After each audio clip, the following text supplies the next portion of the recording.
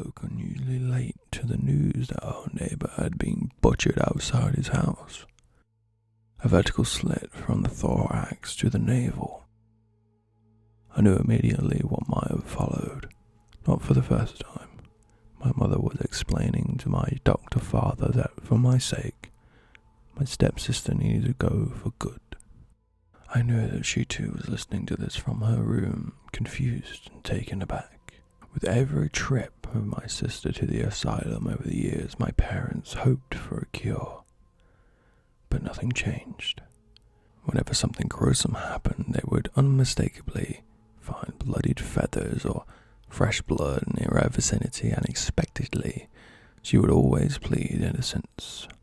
The gore started small, with an occasional ripped mouse in a trap, or a pigeon plucked alive, but with time the praise morphed from cats to dogs until last night it was taken a notch too high.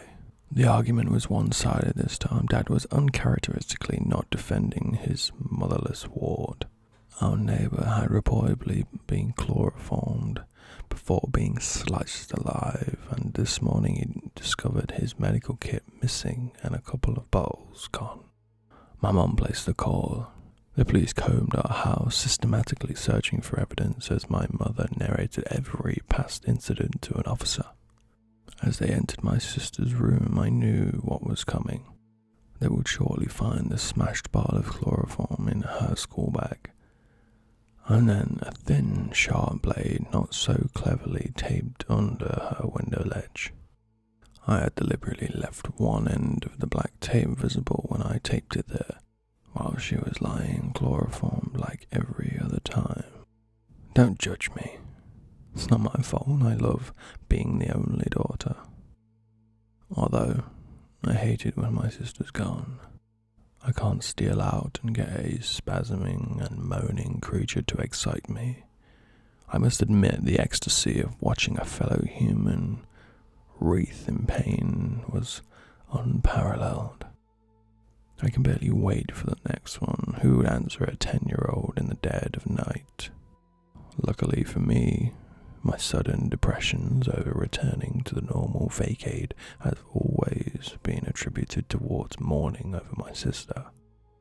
I was flabbergasted when she exited the room behind the officer, who shook his head. She lifted her eyes and held my bewildered gaze. An unknown chill ran down my spine. Someone laying a restraining hand on my shoulder as a little way away from my mum stopped mid-sentence and slid to the floor, horror shock. I stood rooted as the officer produced a half-empty bottle of chloroform and a blade that he had retrieved from my closet. Comprehension dawned. No wonder something smelled sweet when I entered my room last night. No wonder I woke late this morning. I realized too late that I wasn't the only one playing the game of becoming the only daughter, and evidently, she was better at it than me.